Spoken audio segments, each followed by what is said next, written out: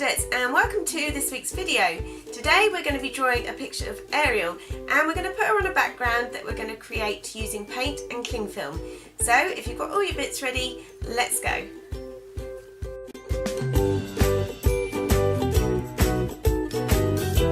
So for the background today I decided to use some watercolours that I've got in tubes. These are quite old, but they're not good quality or anything special.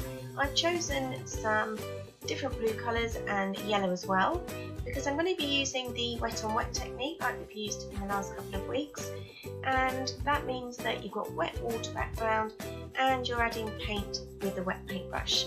Now I've just kind of splotted them all over the place to make a really colourful background, because this is going to be an under the sea background, and so I just wanted it kind of mixed up. And yeah, just added lots of paint, lots of different colours, and watched them blend together.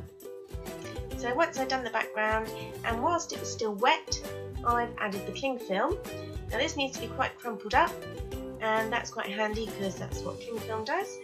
So I just laid it on the wet paint, and where it sticks to the paint, it creates all these different effects. It picks up the paint in some areas and moves it around, and you'll see when it's dry that it leaves some really pretty designs on your paper.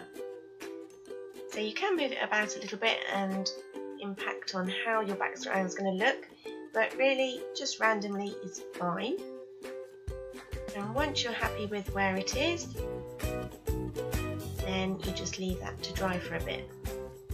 I've also in my picture put a masking tape or tape round the outside of the watercolour paper. Now this was to try and keep the watercolour paper flat so it didn't ripple up too much, and also I quite like the effect of the background it leaves once you remove it, once it's dry.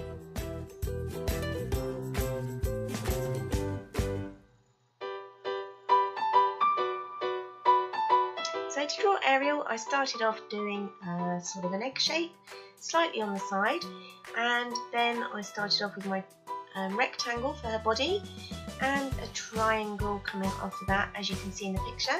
For her tail, I drew two kite shapes or diamond shapes, an angle, and this is to try and simplify the picture that I'm drawing so that you can follow along and do it as well.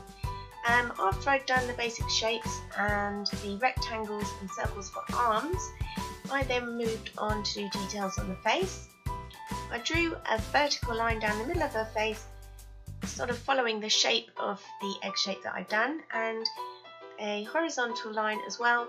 Now this shows where the eyes are going to be, and doing the nose and mouth as well in a sort of three-quarter view, as you can see in the picture. I did redo this a couple of times because I wasn't quite happy with it the first time, but that's okay, and you can do the same when you're happy with it. Then you can move on to the body.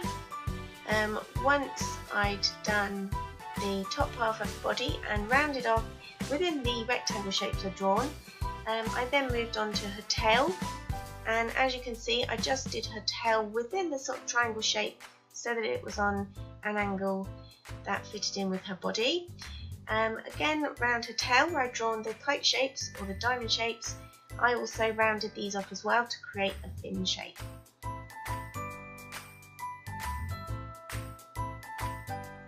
So once I was happy with what I'd done, I then went and did some details on the hands, and I think I redid that arm again a few times because I wasn't quite happy with it.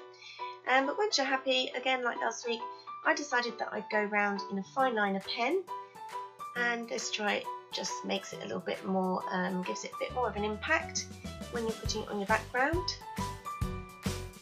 As I said before, just remember that you need to use a waterproof pen if you're going to then colour her in with paints.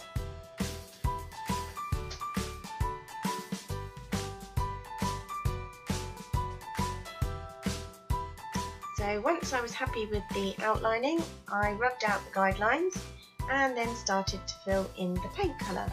So I just used a round paintbrush again, as I've used before, and started off with a fairly pale colour that I'd mixed up with red and orange, and then did another layer with a slightly darker colour just to make it stand out a bit more. I mixed up a flesh colour for her face and body, and I didn't do any shading much with this because I decided that I'd do as I've done before and just go in with a little bit of colour pencil when I'm finished. And I mixed up this sort of green colour for her tail and did a slightly lighter green for her fins at the end.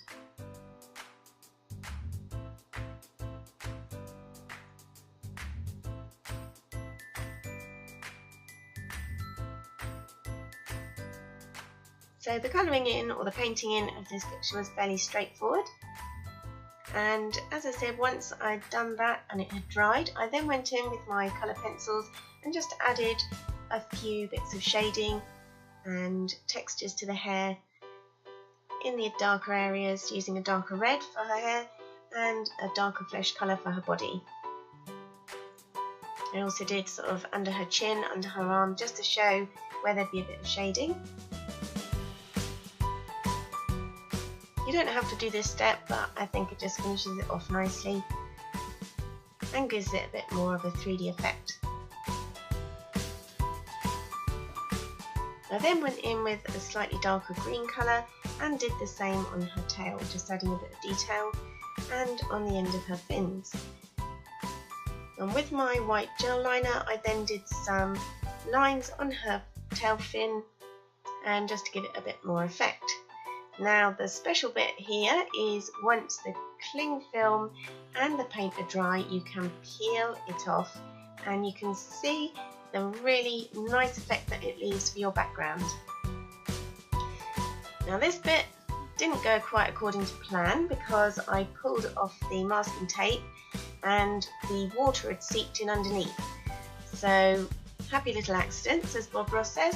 I just decided to then put a simple frame on the outside, cut off the bits that didn't look too neat, and problem solved. I then cut Ariel out and put her in the background. Well, that's all for today, Artcadets. I hope you've enjoyed drawing Ariel and doing a special effects background using cling film. Next week we're going to be doing some sponge painting, as someone has requested that we give that a go. If you've enjoyed today's video, then please don't forget to like, comment and subscribe to my channel, and hopefully I'll see you all next week. Bye!